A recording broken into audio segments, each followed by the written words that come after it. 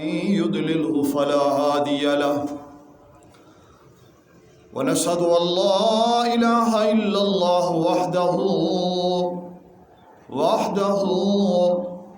وحده لا شريك له ونشهد أن سيدنا وسندنا ومولانا محمدا عبده ورسوله. أما بعد قال الله تبارك وتعالى في الكلام المزيد والفرقان الحميد فأعوذ بالله من الشيطان الرجيم بسم الله الرحمن الرحيم. يا أيها الذين آمنوا لا تقولوا راعنا وقولوا انظرنا واسمعوا وللكافرين عذاب عليم. صدق الله وصدق رسوله النبي الكريم الأمين. رب اشرح لي صدري ويسر لي أمري واحلل عقدة من لساني يفقهوا قولي. إن الله وملائكته يصلون على النبي يا أيها الذين آمنوا صلوا عليه وسلموا تسليما. اللهم صل على سيدنا ومولانا محمد وآله وأصحابه وبارك وسلم وصلوا عليه. مولاي صل وسلم دائما أبدا على حبيبك خير الخلق كلهم والحبيب الذي ترجى شفاعته لكل حول من الأحوال مقتحم منزه عن شريك في محاسنه فجوهر الحسن فيه غير منقسم. مولاي صل وسلم دائما أبدا على حبيبك خير الخلق كلهم كما بغت وسبا باللمس راحته وأطلقت عربا من ربكة اللمم. مولاي صل وسلم دائما أبدا على حبيبك خير الخلق كلهم. قابل احترام دوستو، مسلمان بھائیو، فقیر نے آپ کے سامنے سورۃ بقرہ رکوع نمبر 13 پارہ نمبر 1 کی آیات مقدسہ تلاوت کی ہے. دعا فرمائے اللہ جل شانہ وہ مجھے اس کا صحیح سے معنی اور مفہوم بیان کرنے کی توفیق عطا فرمائے. اللہ تعالی حق اور سچ بیان کرنے کی توفیق عطا فرمائے اور اس پر عمل کرنے کی توفیق عطا فرمائے. اس سے قبل کہ میں اعلیٰ حضرت کی کچھ اشعار نعتیہ انداز میں پڑھ دوں، اس کا مفہوم معنی اور مترجم بیان ہوگا انشاءاللہ العزیز. سرور کہوں کہ مالک مولا کہوں تجھے، باغ خلیل کا گل زیبا کہوں تجھے. تیرے تو عیب وصفیں تنہائی سے ہیں بری، حیران ہوں میرے شاہ میں کیا کیا کہوں تجھے. اللہ رے تیرے جسم منور کتاب سے، اللہ رے تیرے جسم منور کتاب سے، اے جانے جا میں جانے تجلا کہوں تجھے. لیکن رضا نے ختم سخن اس پہ کر دیا، مالک کا بندہ خلق کا آقا کہوں تجھے. خالق کا بندہ خلق کا آقا کہوں تجھے۔ اللہ جل شانہ قرآن مجید فرقان حمید میں ارشاد فرماتا ہے، یا ایھا الذین آمنوا، ایمان والوں کے لیے خطاب ہے۔ اللہ فرماتا ہے، یا ایھا الذین آمنوا لا تقولوا راعنا، اے ایمان والو نہ کہو راعنا، وقولوا انظرنا، یوں عرض کرو اور یوں عرض کرو، وقولوا انظرنا، اے اللہ کے حبیب ہمارے اوپر نظر فرمائیں، واسمعوا وللکافرین عذاب علیم، اور جان لو کافروں کے لیے عذاب علیم ہے۔ اس آیات مقدسہ کا شان نزول یہ ہے کہ رسول اللہ صلی اللہ علیہ وسلم کے صحابہ حبیب علیہ الصلاۃ والسلام کی بارگاہ پروقار میں ہماتن گوش رہتے تھے،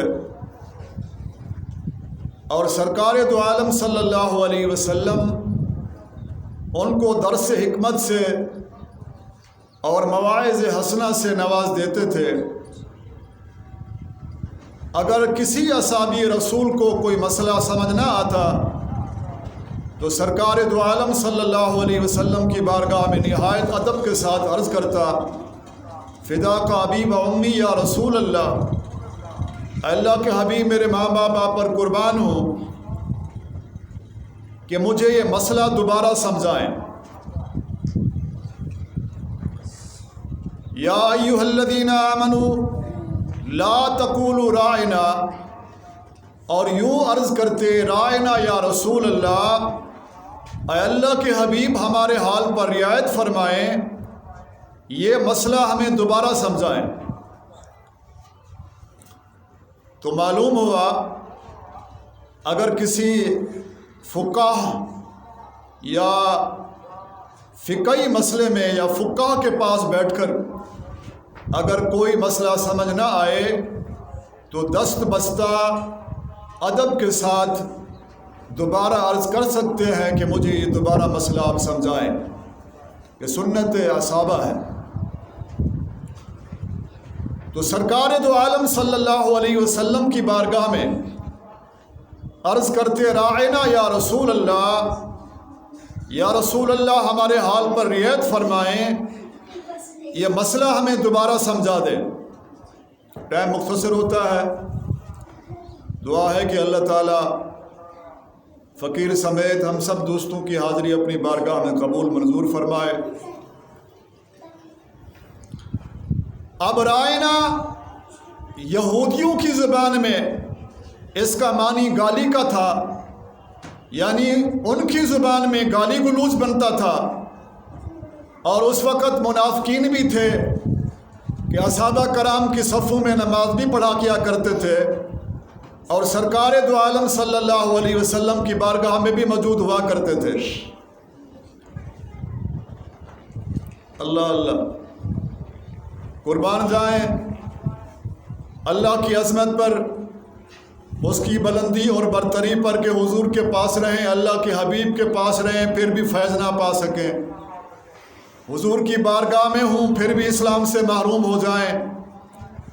اللہ تعالیٰ اس پرفتن کے دور سے فتنوں سے ہمیں محفوظ فرمائے، مسلمانوں کی عزت جان مال اولاد کی خیر فرمائے۔ اب یہودیوں نے بھی کہنا شروع کر دیا کہ رائنا رائنا، معاذ اللہ ان کی زبان میں۔ سیدنا عبداللہ ابن عباس رضی اللہ تعالی عنہ حضور کی بارگاہ میں حاضر ہوئے۔ آپ نے اس وقت یہودیوں سے کہہ دیا تھا کہ تم رائنا کیوں کہتے ہو؟ تو یہودیوں نے کہا کہ آپ بھی تو کہتے ہیں۔ فرمایا ہم اگر کہتے ہیں تو ہماری نیت کچھ اور ہے، جب تم کہتے ہو تو تمہاری نیت میں فساد ہے، تمہاری زبان میں گالی گلوچ بنتا ہے، اس لیے یہ کلمہ دوبارہ تم نہ کہنا۔ اب حضرت عبداللہ ابن عباس ناراض ہو گئے. اللہ تعالیٰ آپ کی تربت پاک پر کروڑوں رحمتوں کا نزول فرمائے. میرے آقا علیہ الصلاۃ والسلام کے چچا زاد بھائی، آپ کے ام مکرم کے صاحبزادے جو صحابی ہیں، حضور کے بڑے اصحابی بھی ہیں، جید عالم ہیں اور کافی حدیث آپ سے روایت ہے. آپ کو برداشت نہ ہوا اور حضور کی بارگاہ میں جلدی سے آئے کہ میں مصطفیٰ کریم کو اس بات کی خبر دوں. توجہ کرنا. اب ابھی آقا علیہ الصلاۃ والسلام کی بارگاہ میں پہنچے نہیں، حضور کے پاس حاضر نہ ہوئے. اس سے پہلے سیدنا جبریل امین علیہ الصلاۃ والسلام حضور کی بارگاہ میں حاضر ہو گئے. عرض کیا یا رسول اللہ، یہ جو لفظ رائنا ہے قرآن مجید فرقان حمید میں، اب یہ آپ کے اصحابہ اس کو نہیں کہیں گے اور آپ کی بارگاہ میں یوں عرض کریں گے کہ انظر یا رسول اللہ. اب یہ الفاظ نہیں کہیں گے. توجہ کرنا. اب رائنا اصحابہ کرام نہیں کہیں گے اور یوں عرض کریں گے کہ انظر یا رسول اللہ، اے اللہ کے حبیب ہمارے حال پر نظر فرمائیں. سبحان اللہ کا. اللہ اللہ قربان جاؤں سرکار دو عالم صلی اللہ علیہ وسلم کے جان نثاروں پر کہ ابھی حضرت عبداللہ ابن عباس حضور کی بارگاہ میں حاضر نہ ہوئے. اس سے پہلے قرآن پاک کی آیات منسوخ ہو گئی. توجہ کرنا. آیات مقدسہ منسوخ ہو گئی کہ حاضر بھی نہ ہوئے. آیات منسوخ ہو گئی. معلوم ہوا کہ مصطفیٰ کریم کی بارگاہ میں تھوڑی سی بے ادبی بھی اللہ پاک کو پسند نہیں ہے. اللہ نے اتنا قربانی عطا فرما دی کہ اپنے کلام ہے بھی وہی آیات قرآن میں موجود ہے، مگر قرآن کی وہ آیات منسوخ کر دی گئی کہ آج سے منسوخ ہے بھی قرآن میں، اللہ نے اس کو منسوخ کر دیا. اس لیے فرمایا رائنا یا انظر یا رسول اللہ، اللہ کے حبیب ہمارے حال پر نظر فرمائیں. اب جب بھی اصحابہ کرام کو مسئلہ سمجھ نہ آیا کرتا تھا تو حضور علیہ الصلاۃ والسلام کی بارگاہ میں یوں عرض کرتے انظر یا رسول اللہ، انظر یا رسول اللہ. تو قرآن میں آیات مقدسہ موجود ہے، کہیں گئی نہیں ہے بھی قرآن میں. اللہ قرآن پاک پڑھنے کی توفیق عطا فرمائے. حضور فرماتے ہیں احب العرب ثلاث، اے میرے امتیو عربی زبان سے 3 وجہ سے محبت کرو. عربی زبان سے 3 وجہ سے محبت کرو. یا رسول اللہ کون کون سی 3 وجوہات؟ فرمایا لسانی عربی، کہ اللہ نے میری زبان کو عربی بنایا. لسانی عربی، کہ میری زبان عربی ہے.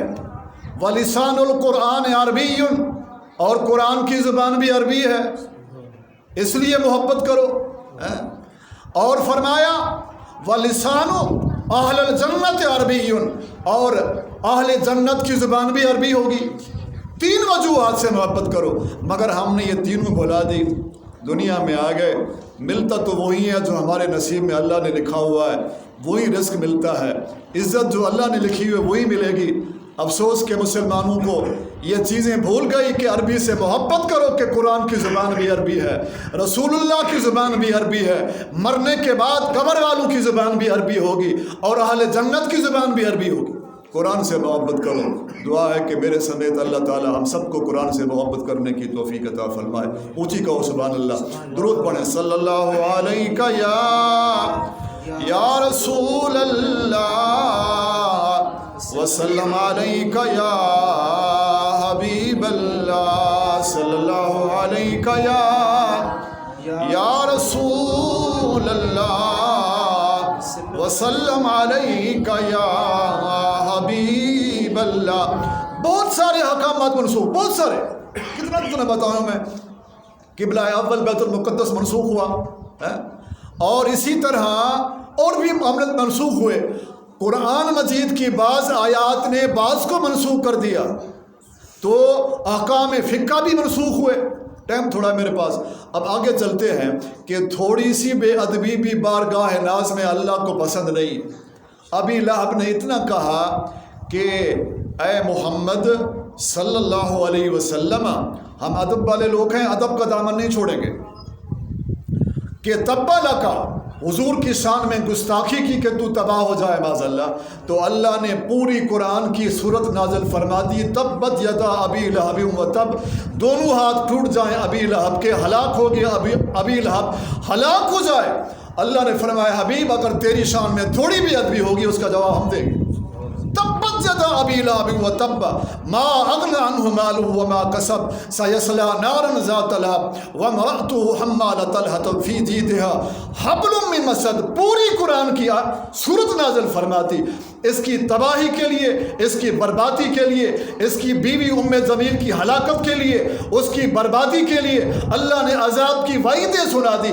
مگر جب حضور پیدا ہوئے نا، ولادت ہوئی نا مصطفیٰ کریم کی، اسی کی لونڈی خادمہ، توجہ کرنا، حضرت سیدہ صوبیہ سب کو رضی اللہ تعالیٰ عنہ، بھاگتی ہوئی حضور آپ کے ابی لہب کے پاس آئی، کہا ابی لہب کہ اللہ نے تیرے بھائی کے گھر میں، تیرے بھتیجے، تیرے بھائی کے بیٹے کے گھر میں، اللہ نے تیرے بھائی کے بیٹے کے گھر میں اللہ نے صاحبزادہ عطا فرمایا ہے۔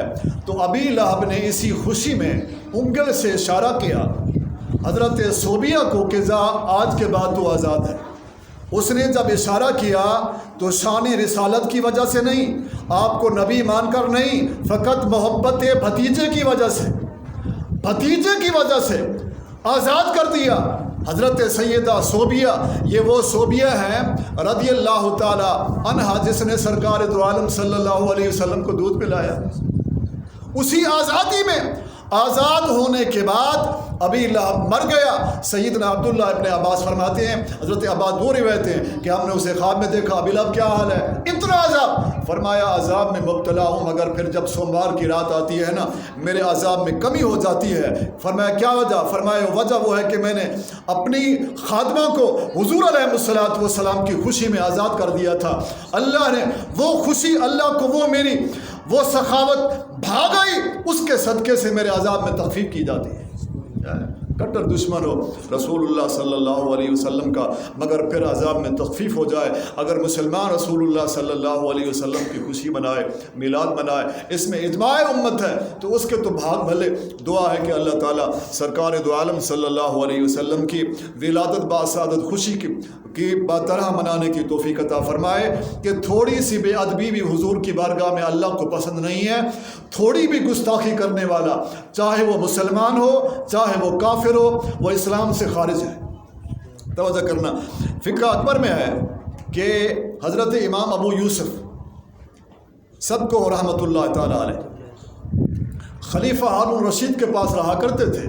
آگے جو خلفاء تھے ان کا کام تھا کہ علماء کو ساتھ رکھتے تھے، اگر کہیں مسئلہ شرعی آ جائے تو علماء فوراً اس کو حل کر دیا کرتے تھے۔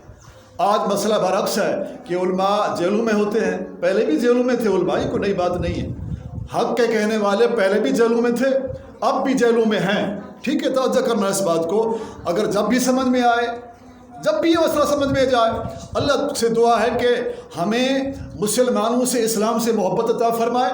جب اسلام سے محبت ہوگی تو مسئلہ سمجھ آئے گا۔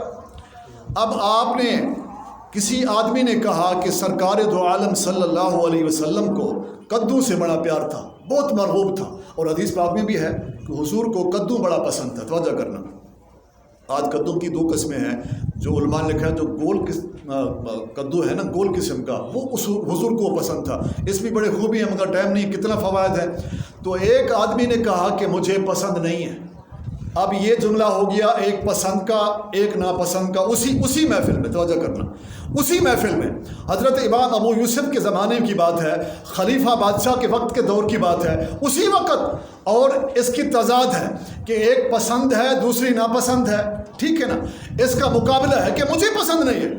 اب امام ابو یوسف نے اسی وقت تلوار نکالی کہ تو نے حضور علیہ الصلوۃ والسلام کے مقابلے میں اپنی ناپسندیدہ کا اظہار کر دیا ہے، لہٰذا تو مرتد ہو گیا ہے، واجب القتل ہے، اب تجھے قتل کیے بغیر میں چھوڑوں گا نہیں۔ خلیفے کا دربار ہے، معلوم ہوا کہ وقت کے امام کے پاس بھی تلوار تھی، سمجھ نہیں آئی گی؟ تو آج بھی علماء کے پاس تلواریں بھی ہونی چاہیے، ہتھیار بھی ہونے چاہیے، ٹھیک ہے نا، کہ ایک اگر دنیا دار وڈیرا اسلحہ رکھ سکتا ہے تو علماء کا پہلے حق ہے. اور یاد رکھو کہ سنت نبوی سمجھ کر، حضور کی اطاعت کو سمجھ کر، اگر آپ کا ہتھیار گھر میں ہے کہ میرے آقا کی سنت ہے تو آپ کو اس کا اتنا ثواب ہے کہ کیا بتاؤں میں، میرے پاس یہ ٹائم نہیں. اتنا ثواب ہے اس ہتھیار کا کہ بے انتہا ثواب. موضوع یہ نہیں تھا، آ گیا. لیکن سب سے پہلے علماء کا حق ہے کہ ہتھیار بھی رکھیں، اور کیونکہ دین کے محافظ ہیں، اور دین کے محافظ ہیں، رسول اللہ کی امت کے محافظ ہیں، ان کا پہلی حق بنتا تھا. اب کہا کہ تو کافر ہو گیا ہے، تیرا قتل کرنا واجب ہو گیا ہے. اس نے فوراً کہا کہ مجھے معاف کر دو، رجوع کر دیا، مجھے معاف کر دو. اس نے معافی مانگی، تب آپ نے چھوڑا. توجہ ہے، حضرت یوسف علیہ السلام پر دھبا لگا کہ آپ مصر کے غلام ہیں. مصر والوں نے دھبا لگا دیا کہ مصر قرآن میں ہے کہ آپ مصر کے غلام ہیں، آپ مصر کے غلام ہیں. مگر اللہ نے ایسا عذاب نازل کر دیا نا اہل مصر پر کہ سارے مصر میں قحط آ گیا. اب یہاں بھی جب قحط آتا ہے نا، پانی آتا ہے تو زمینوں والے زمینیں چھوڑ دیتے ہیں، گھروں میں سارے بلاک ہو جاتے ہیں، کاروبار سارے بند، فقط برسات کی وجہ سے. انسان کے بس میں تو کوئی بات ہی نہیں ہے نا کہ آپ پتہ نہیں کیا ہوگا. تو اس سے پہلے اپنے آپ کو تابع داری، اللہ کی تابع داری، اس کے حبیب کی تابع داری میں کر دو کہ رزق بھی وہی دیتا ہے، زمینوں کو آباد بھی وہی کرتا ہے، فصلوں کو بھی وہی لاتا ہے. تو آگے پیچھے بھاگنے کی ضرورت کیا ہے؟ اللہ نے 61 سالی ایسے کر دی کہ ذمہ دار کنگال ہو گئے، فصلیں برباد ہو گئی، جانور فروخت ہو گئے. آخر ان کو سیدنا یوسف پاک علیہ السلام کی غلامی اختیار کرنی پڑی. آؤ میرے یوسف پاک کے در میں، آؤ ان کے قدم چومو. اگر اس وقت غلہ تھا تو فقط آپ کے پاس تھا، اناج تھا تو فقط آپ کے پاس تھا. اللہ نے آپ کو علم غیب کی طرف سے پہلے آگاہ کر دیا کہ یوسف علیہ السلام تیرے ملک میں قحط ہو گیا. آپ نے غلہ اناج کو جمع کر دیا. معلوم ہوا کہ اللہ کا نبی غیب دان ہوتا ہے. سارا مصر اللہ نے آپ کے قدموں میں گرا دیا. قربان جاؤں. اس لیے آپ کی غلامی قبول کرنی پڑی تو پھر مصر آباد ہو گیا. اللہ کے نبی پر اگر تھوڑا سا بھی بہتان آئے، تھوڑا سا بھی الزام آئے تو اللہ کو پسند نہیں ہوتا، آدمی اسلام سے خارج ہو جاتا ہے. اس میں اجماع امت ہے. ایک حدیث پڑھوں محبت کے درود صلی اللہ علیہ یا محبت کے ساتھ، محبت سے صلی اللہ علیہ یا رسول اللہ وسلم علیہ یا حبیب اللہ. اللہ نے طاقت عطا فرمائی ہے کہ انسان کے جسم سے پسینہ نکلتا ہے نا، کس طرح بات نکال لیتے ہیں. مگر کہتے ہیں، ہم کہتے ہیں چلو بھائی اپنے ہیں، اپنے ہیں تو ان کو چھوڑ دیتے ہیں. عزت کے کلمات عطا فرمائے کہ ہمارے پاس رات دن کی خبریں ہوتی ہیں، رات دن کی خبریں ہوتی ہیں. خداوند کریم میرے سمیت ہمیں حیا عطا فرمائے. گھروں میں اگر باپ گھر میں نوجوان بیٹی کے ساتھ ٹی وی دیکھے، کنجریوں کا ڈانس دیکھے، وہیں برکت آ سکتی ہے. باپ ایسے ہوتے ہیں، ٹی وی دیکھنے میں شرم نہیں آتا. جب سبحان اللہ کی باری آتی ہے تو گھوگو آ جاتا ہے، شرم آ جاتا ہے. سبحان اللہ کو جیوا سے سبحان اللہ کا درود پڑھیں صلی اللہ علیہ یا رسول اللہ وسلم علیہ یا حبیب اللہ.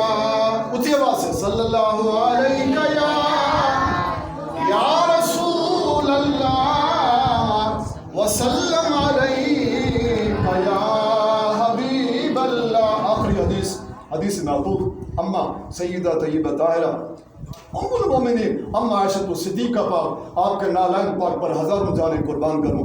آپ قرآن کی تلاوت فرما رہی ہیں. توجہ کرو، میلاد کا مہینہ ہے، حدیث بیان کر دو اپنے سیاد کے لیے. اب جب آپ کہیں نا فلما رأیناہ اکبرناہ وقطعنا ایدیہن، میں نے پہلے بھی اللہ سے دعا کی کہ اللہ ہمیں قرآن پڑھنے کی توفیق عطا فرمائے.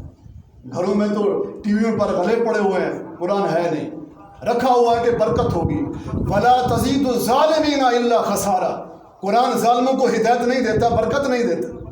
جب تک شرم و حیا، یاد رکھو لا ایمان لمن لا غیرۃ لہ، جس کے پاس ایمان نہیں ہے اس کے پاس غیرت نہیں ہے.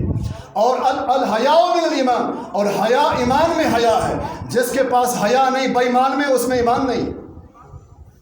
اللہ تعالی ہمیں میرے سمیت حیا عطا فرمائے. شرم و حیا کی دولت سے مالا مال فرمائے۔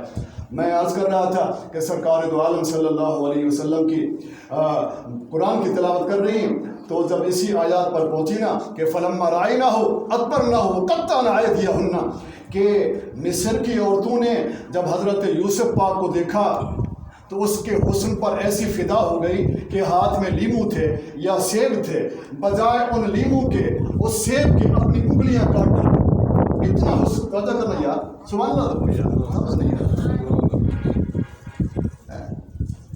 کہ اتنا حسن یوسفی کا جلوہ تھا، اتنا جلوہ تھا کہ سیب کی بجائے انگلیاں کٹتی رہی اور حسن یوسفی پر نظر تھی۔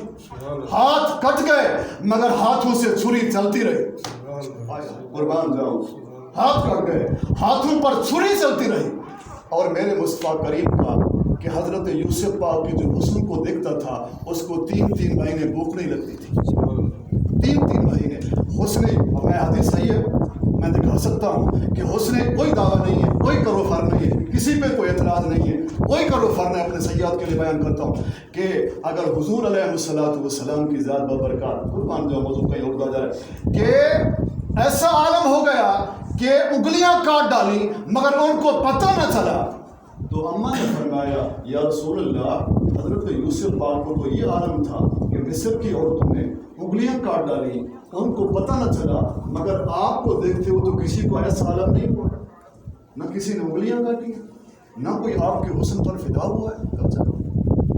فرمایا اور میرے امتیو، سارے امتوں سے تم میرے حصے میں آئے، کہو سبحان اللہ، ایسے بیٹھا دیا، کہو سبحان اللہ، سارے امت سے تم میرے حصے میں آئے اور سارے نبیوں سے میں تمہارے حصے میں آیا۔ مبارک ایسا نبی ملے، قربان جاؤں، کہ جو نبیوں کا خاتم ہوتا، جس کی تعریف و توصیف جب کچھ بھی نہ ہوگا اس وقت بھی ہوگی، جب ملائکہ بھی نہ ہوں گے اللہ ہوگا، حضور کی تعریف پھر بھی ہوگی۔ یہ تو خوش نصیبی ہے گناہ گار زبانوں کی کہ حضور کی تعریف کیا کرتے ہیں، خوش نصیبی ہے آپ لوگوں کی، سب کی کہ حضور کی تعریف سنتے ہیں۔ جب کچھ بھی نہ ہوگا اس وقت بھی حضور کی تعریف ہوگی، حضور کا رب حضور کا تعریف کرتا ہوگا۔ تو میں نے عرض کیا، آپ نے فرمایا رسول اللہ، اللہ نے فرمایا جلدی جاؤ، جلدی جاؤ، جلدی جاؤ، کہ حضور علیہ السلام کے پردوں سے ایک پردہ اٹھا۔ کیا کتنا پردے تھے حضور کے؟ 70,000 پردہ تھے حضور کے جسم میں۔ کیوں دیے اللہ نے؟ 70,000 پردوں میں کیوں بھیجا؟ کہ اللہ کی غیرت کو یہ گوارنا تھا کہ میرے حبیب کا حسن کوئی اور دیکھے، کیونکہ محبوب میرا ہے، آپ کا حسن جا میں دیکھوں، جا میرا مصطفیٰ کریم دیکھے۔ ایک پردہ اٹھا، اماں بے ہوش ہوئی۔ جب ہوش آیا نا، جو اماں نے کلمات کہے، اماں فرماتی ہے فلو سامعوا اوصاف خطہ، فلو سامعوا اوصاف خطہ ما وزن علی سامع یوسف من نقدی۔ اگر مصر والے میرے حبیب علیہ السلام کے حسن کا جلوہ دیکھ لیتے، اگر میرے حبیب کے حسن کا نظارہ کر لیتے، میرے حبیب کی حسن کو دیکھ لیتے، تو مصر کو یوسف پاک کی خریداری پر خرچ نہ کرنا پڑتا۔ تمہیں پتہ ہے کتنا خرچ ہوا یوسف پاک کی خریداری علیہ السلام کہ نبی بکنے کے لیے نہیں ہوتے۔ قربان کرو آپ کے نارین مقدس پر حضرت یوسف پاک کی عظمتوں کو کروڑوں سلام کہوں۔ اگر مصر والے میرے حبیب کے حسن کے جلوے سن لیتے تو مصر کو حضرت یوسف پاک کی خریداری دار پر خرچ نہ کرنا پڑتا۔ آگے جو اماں کہتی ہیں کہ لوامی زلیخا لو رعینا زبینہ لاسنا بالقطع القلوب علی الیدین۔ اگر او مصر کی عورتوں تم نے حسن یوسفی کو دیکھا، اگر میرے حبیب کا حسن دیکھ لیتی نا، بجائے انگلیوں کے اپنے قلوب کو، دلوں کو اپنے ہاتھوں پہ کاٹ لیتی، تمہیں پتہ نہ چلتا۔ کیا عقیدہ ہے اماں؟ اگر اماں حضور کو نور مانتی ہیں کہ دل ہتھیلی پہ کیسے آئے گا؟ ہتھیلی پہ دل کیسے آئے گا؟ معلوم ہوا کہ اماں کا یہ عقیدہ ہے کہ حضور علیہ السلام نور ہے۔ ہمارا بھی عقیدہ ہے کہ میرے حضور نور بھی ہے، حضور بشر بھی ہے۔ کہو سبحان اللہ۔ مگر ان دونوں حقیقتوں سے حضور کی حقیقت ورا الورا ہے کہ نور سے بھی ورا ہے، بشر سے بھی ورا ہے۔ تو آج یہ منبر اس لیے نہیں بنے کہ میرے جیسا یا کسی اور کو بھی حق نہیں بنتا کہ حضور کی نورانیت تو ہے، قرآن سے ثابت ہے، بشریت بھی قرآن پہ ثابت ہے کہ جو محبت جس کے سینے میں ہوتی ہے وہ منبر پر بیٹھ کر حضور کے عیب نہیں نکالا کرتا۔ ممبر تو بنایا اللہ رسول کی ثنا کے لیے، ہمیں چاہیے تھا کہ مصطفیٰ کریم کی ثنا ہوتی، اس کے رب کی ثنا ہوتی، تاکہ رب راضی ہو جاتا کہ گلے پھاڑ کر ممبروں پر بیٹھ کر حضور کی شان میں کمی پیشی کرنا یہ کسی عالم کا، کسی مفتی کا، کسی فقہ کا حق نہیں بنتا کہ حضور کی شان اس سے بڑا اور بڑا ہے۔ دعا ہے کہ اللہ تعالی ہم سب کو حضور سے محبت عطا فرمائے۔ میلاد کا مہینہ ہے، فقط اپنے سیاد کے لیے عرض کیا کرتا ہوں، دعا ہے کہ